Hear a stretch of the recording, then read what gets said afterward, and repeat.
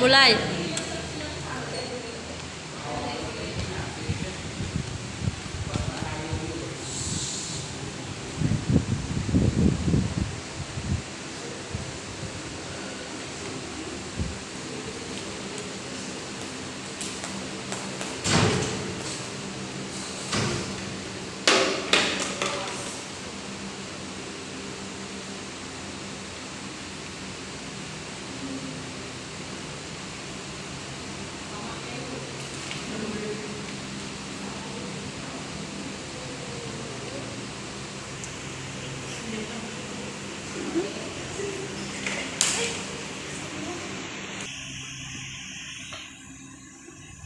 Assalamualaikum warahmatullahi wabarakatuh.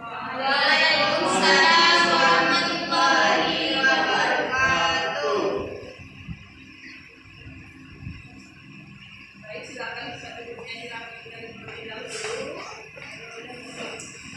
Alat sampah diambil.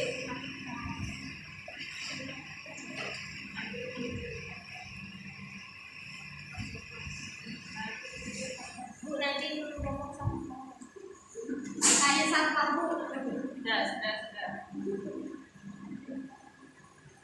Baik, sebelum kita mulai pembelajaran pada hari ini, untuk mengharap ridho, rahmat dan barokah dari Allah Subhanahu wa Ta'ala, silakan kita kelas pimpin doa. Dijelaskan kelas. Iya, Bu. Silakan Ibu. Baik, sebelum memulai pelajaran pada hari ini, anak muridnya kita membaca doa Al-Fatihah.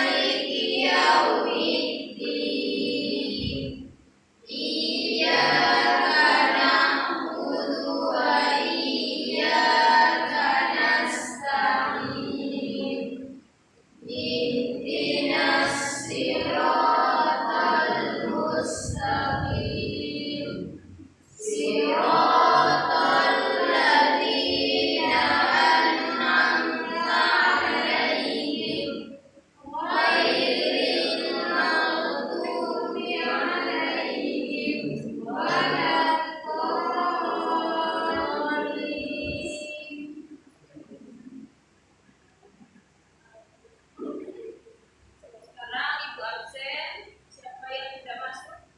Zulfita Sari, Bu. Dipanggil, Ibu. Kerajaan. Amin Al-Fatihah. Terus siapa? 3 orang saja Kak? Ya. Baik.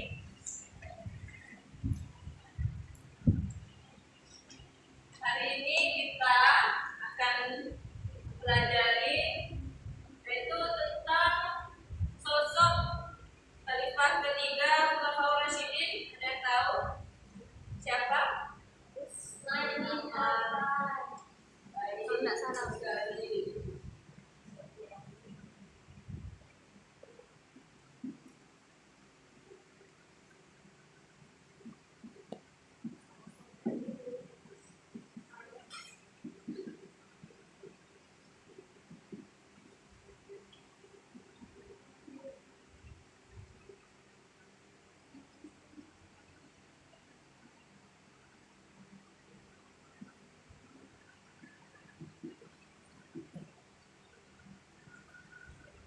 Baik, apa judulnya anak-anak?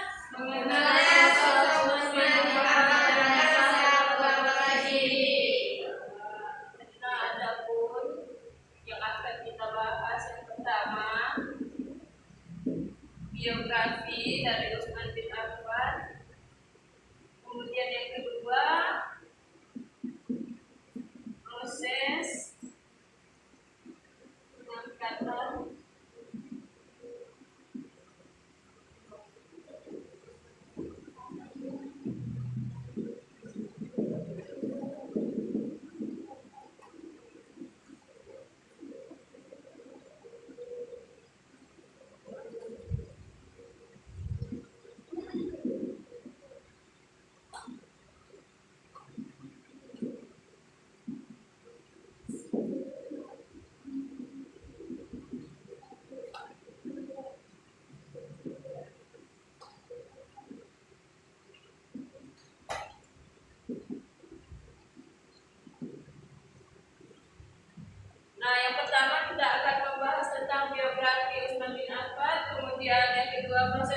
pendekatan dan gaya kepemimpinan Utsman bin Affan. Yang ketiga, kebijakan dan strategi Utsman bin Affan. Kemudian yang keempat, yaitu tentunya ada hikmah yang dapat kita ambil setelah kita mempelajari tentang sosok Utsman bin Affan.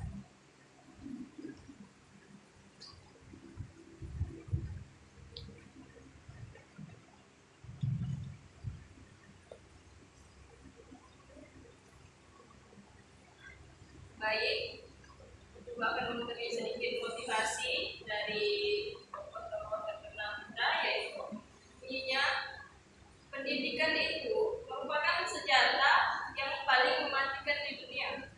Nah, karena dengan pendidikan tersebut kita bisa mengubah dunia. Jadi suatu negara itu yang paling mencolok dapat kita lihat dari pendidikannya, kemudian prestasi dan minat serta bakatnya. Jadi melalui pendidikan itu kita dapat menyalurkan minat dan bakat serta mengukur kemampuan kita sejauh mana. Jadi dari situ kita yakin bahwa tidak ada sesuatu yang tidak berguna atau sia-sia. Nah, kemudian minggu lalu kan kita sudah mempelajari tentang sosok Umar bin Khattab. Nah, tentunya kalian sudah ingat atau lupa nih?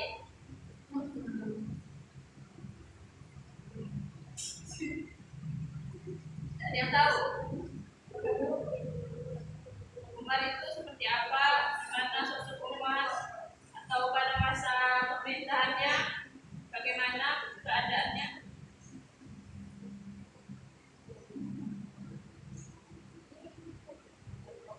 Nah, baik, Ibu ulangi sedikit. Jadi pada masa Umar bin Khattab itu dikenal sebagai masa jahiliyah, yaitu orang-orang di sana suka mabuk-mabukan, berjudi, dan minum-minuman keras, serta yang paling menjadi ciri khas pada masa pemerintahan Umar bin Khattab itu yaitu perempuan itu tidak dianggap sebagai pembawa sial. Jadi jika seseorang itu melahirkan anak perempuan, maka anak perempuan itu harus dibunuh. Nah, kemudian Ibu akan menjelaskan sedikit mengenai biografi Utsman bin Affan. Nah, Utsman bin Affan ini berasal dari kabilah Quraisy. Nah, yang mana sebelumnya agama Utsman bin Affan ini bukan Islam.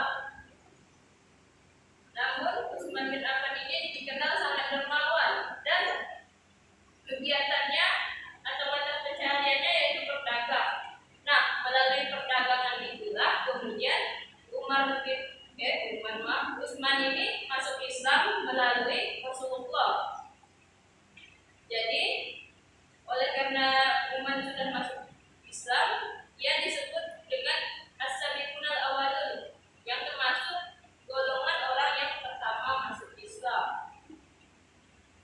Nah, jadi setelah tidak lama masuk Islam, Utsman ini menikah dengan putri Rasulullah yang pertama, yaitu Ruqayyah. Nah, dengan Ruqayyah inilah Utsman melangsungkan dakwahnya, kemudian hijrah ke Habsyi. Jadi Utsman ini dikenal sangat lembut dan pemalu, sehingga dia disekali dan dihormati. Nah, Utsman ini di mata Rasulullah sangat mulia, sehingga Rasulullah bersabda, "Wahai umatku yang paling pemalu, yaitu Utsman bin Affan."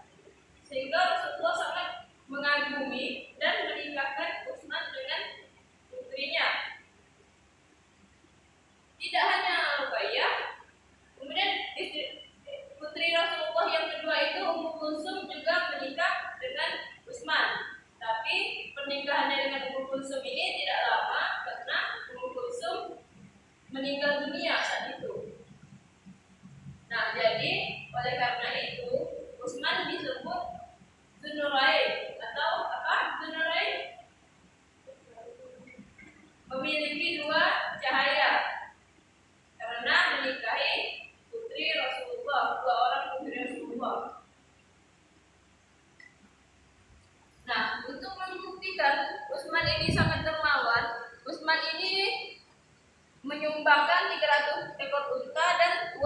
dinar. Tidak hanya itu, sebelum memerintah pula, Utsman ini menyumbangkan kekayaan berupa jizyah atau di negara kita dikenal sebagai pajak. Nah, uang-uang tersebutlah kemudian Utsman gunakan untuk mensejahterakan rakyat pada saat itu. Nah, Utsman ini dipilih menggantikan Umar karena Umar ini terbunuh oleh Hutbah Virus pada saat mengimami sholat subuh ya, mengimami sholat subuh. Kemudian Umar itu itikaf, tapi Umar ini tidak langsung meninggal. Ia mengalami masa sakit terlebih dahulu. Kemudian pada saat itu dibentuklah Dewan Syura atau musyawarah seperti yang kita kenal, sebanyak 6 orang. Nah, jadi setelah musyawarah tersebut, akhirnya Umar menemukan penggantinya yaitu Utsman, karena usia Utsman pada saat itu jauh lebih dewasa daripada yang lainnya. Nah, karena Utsman ini sangat dermawan dan pemalu, sehingga pendapat-pendapatnya ini tidak disia-siakan oleh orang-orang di sana, termasuk Dewan Syura ini. Sampai di sini ada yang ingin ditanyakan atau belum dipahami? Kalau awalnya itu baik, jika kalian sudah paham, itu akan membagi kelompok. Nah, adapun strategi yang digunakan di sini yaitu small group discussion, yaitu diskusi kelompok kecil. Nah, kalian akan dibagi dalam 3 kelompok. Ada yang 3 orang, ada yang 2 orang.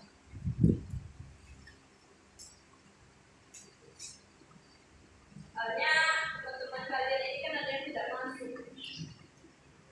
Jadi di kelompok 1 Indah, Hamidah, sama Khalifah.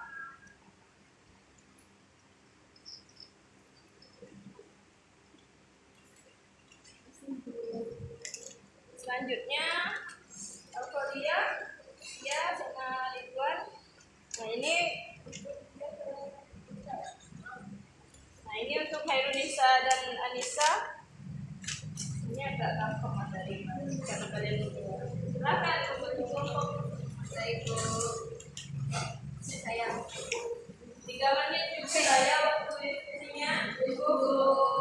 Nah, silakan untuk kelompok.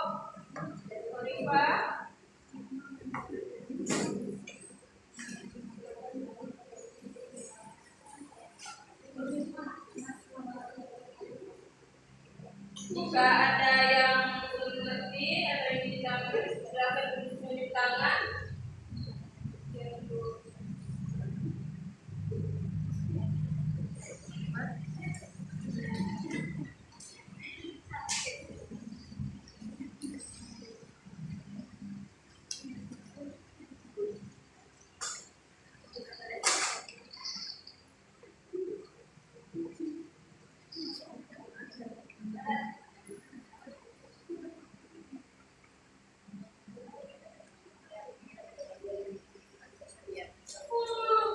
Tidak usah terlalu panjang ya, yang penting intinya sudah ada di sini. Poin-poin.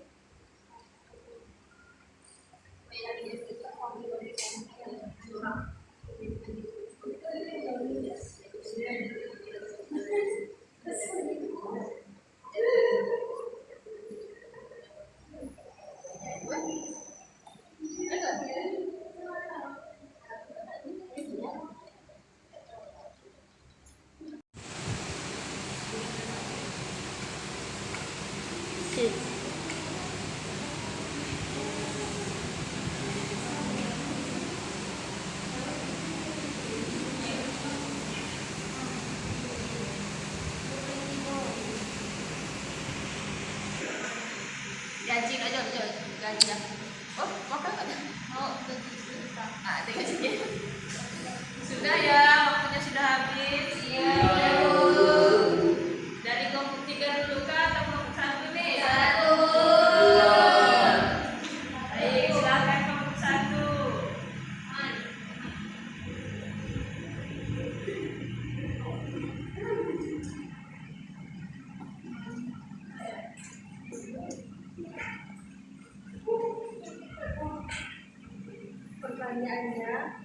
proses pengangkatan dan gaya kepemimpinan Utsman bin Affan. Utsman bin Affan menjabat sebagai khalifah menggantikan Umar bin Khattab tepatnya pada tahun 23 Hijriah. Utsman bin Affan diangkat menjadi khalifah atas dasar musyawarah dan keputusan para sahabat yang anggotanya dipilih oleh Khalifah Umar bin Khattab sebelum beliau wafat. Untuk proses pengangkatannya, Utsman bin Affan menjadi khalifah adalah secara musyawarah karena pada saat itu ada 6 kandidat atau sahabat yang dijadikan calon sebagai pengganti Utsman. Namun yang terpilih yaitu Utsman. Utsman bin Affan. Dinda, silahkan dulu.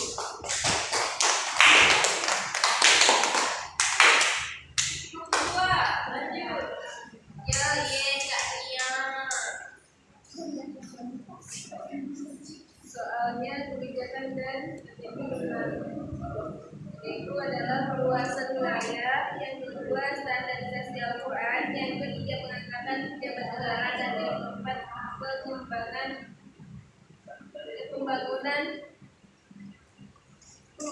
fisik. Ulang-ulang. Soalnya kebijakan dan sebutnya itu jelaskan. Jelaskan kebijakan dan strategi Utsman. Yang pertama itu perluasan gaya, yang kedua standarisasi Al-Quran, yang ketiga pengangkatan pejabat negara, dan yang keempat pembangunan fisik.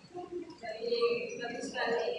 Tapi ya, tepuk tangan dong. Ayo, yang lain. Semangat.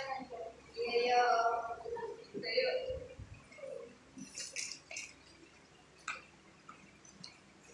Baiklah, hasil diskusi dari kelompok kami. Pertama itu saya membuat soalnya dulu. Hikmah yang dapat diambil dari sosok Utsman bin Affan selama menjadi khalifah pada masa Khulafaur Rasyidin atau dari kepemimpinannya. Hasil diskusinya dari kami kelompok 4. Hikmah yang dapat diambil dari khalifah Utsman bin Affan selama adalah cara kepemimpinan khalifah Utsman bin Affan itu patut contoh dan leadernya itu sifat keterbukaan dan demokratis. Jadi hikmah yang dapat diambil dari bagaimana khalifah Utsman bin Affan ini memimpin yang perjuangan para khalifah pendahuluannya. Dia mampu melakukan perluasan wilayah kekuasaan yang patut dikendang, dan juga dia mampu membentuk angkatan laut Arab. Tentu prestasi khalifah Utsman bin Affan yang lainnya adalah kodifikasi mushaf Al-Quran dan renovasi Masjid Nabawi. Sekian dari kami. Wassalamualaikum warahmatullahi wabarakatuh.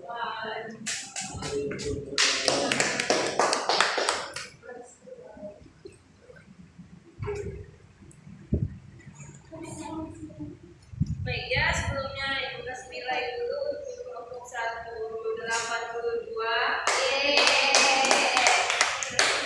Untuk kelompok 2 80.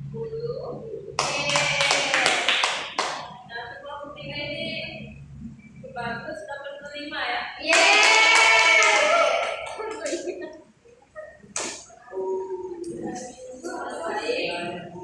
Jelaskan kembali. Baik, sebelum Ibu menjelaskan kembali, silakan tempat duduknya dikembalikan semula. Ya, pada bisa dibalik.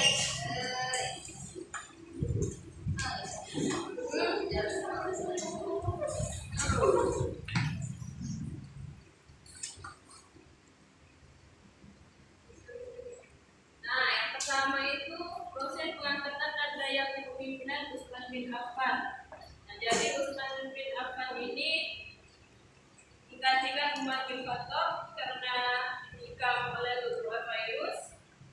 Nah, karena pertimbangan usia, jadi Utsman ini dapat digantikan Umar sebagai khalifah. Nah, kemudian Utsman ini sempat bermusyawarah dengan sahabat-sahabatnya, yaitu membentuk Dewan Syura atau Dewan Musyawarah. Nah, kemudian Utsman terpilih menggantikan Umar.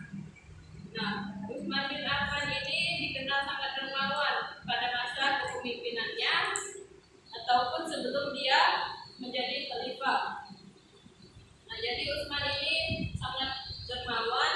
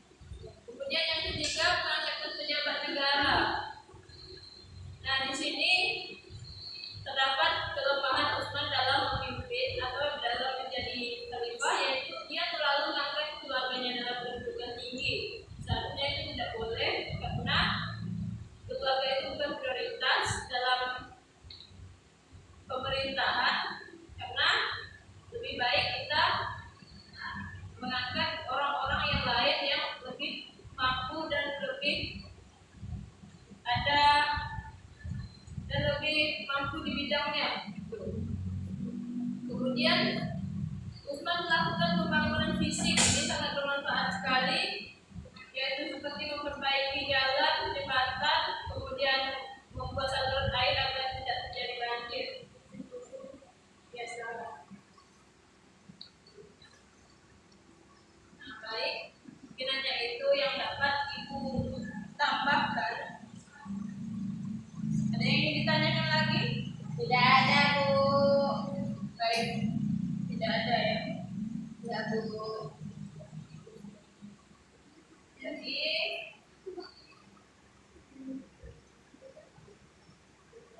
Ibu simpulkan sedikit, Utsman ini sangat dermawan.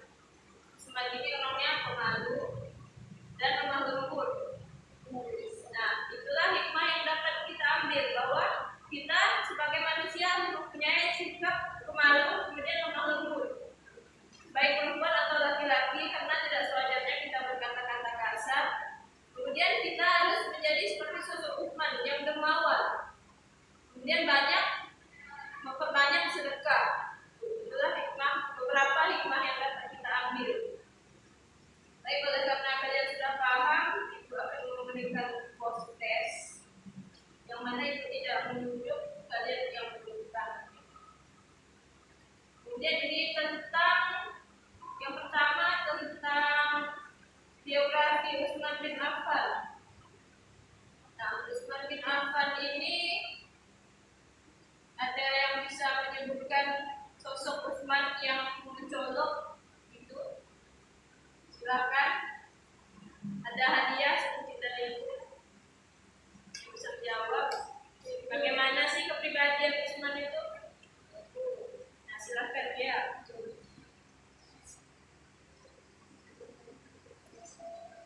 Dari saya sebutkan dari tanggal lahirnya itu, bahwa Utsman bin Affan ini lahir pada 576 Masehi, dan beliau juga dari golongan Bani Umayyah, dan beliau ini masuk Islam itu karena ajakan Abu Bakar As-Siddiq. Nah, kemudian yang mencolok dari Utsman bin Affan ini, dia adalah seorang yang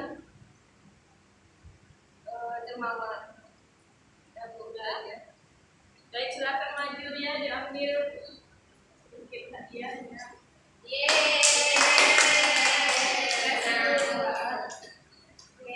Kemudian yang kedua, Utsman ini dijuluki Utsman ini termasuk golongan as-sabiqun al-awwalun. Mengapa? Siapa yang bisa jawab? Silakan Indonesia.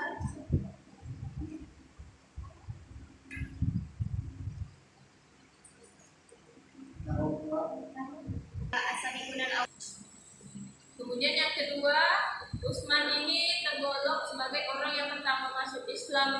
Nah, itu disebut apa? Sudah bisa? Bu, itu disebut dengan dalam bahasa Arab itu as-sabiqun al-awwalun. Ya, betul sekali. Silakan maju yang bisa. Maju.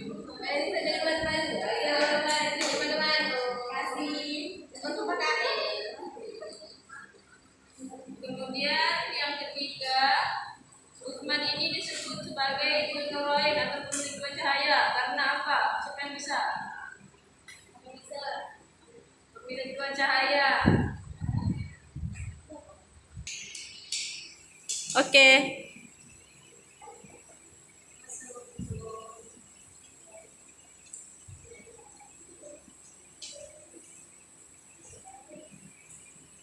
Nah, diulangi pertanyaan tadi ya, kita tidak berdata. Nah, Utsman ini disebut sebagai Dzun-Nurain atau pemilik dua cahaya. Itu karena apa? Coba siapa yang bisa jawab?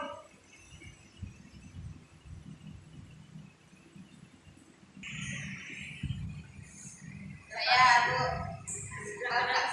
Karena Utsman menikahi dua putri Rasulullah yang bernama Ruqayyah dan Ummu Kulsum. Ya, betul sekali.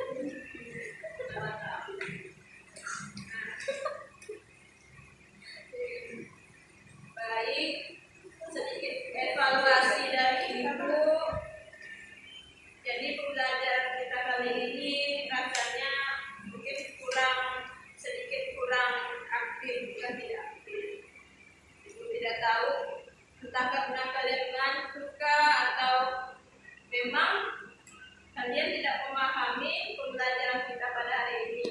Jadi, Ibu tetap mengucapkan terima kasih atas partisipasi kalian. Semoga lebih aktif lagi dan hasil diskusi kalian itu lebih berbobot, tidak menyalin apa yang sudah ada dari Google. Semoga saja. Nah, baik. Sampai bertemu setelah Idul Adha. Ibu mengucapkan tidak ada yang bapak izin. Mohon maaf lahir dan batin. Baik, kita tutup dengan membaca hamdalah. Alhamdulillahirabbil alamin. Baik, silakan pulang. Assalamualaikum warahmatullahi wabarakatuh. Waalaikumsalam warahmatullahi wabarakatuh. Terima kasih, Bu. Terima kasih, Bu. Terima kasih banyak, Bu.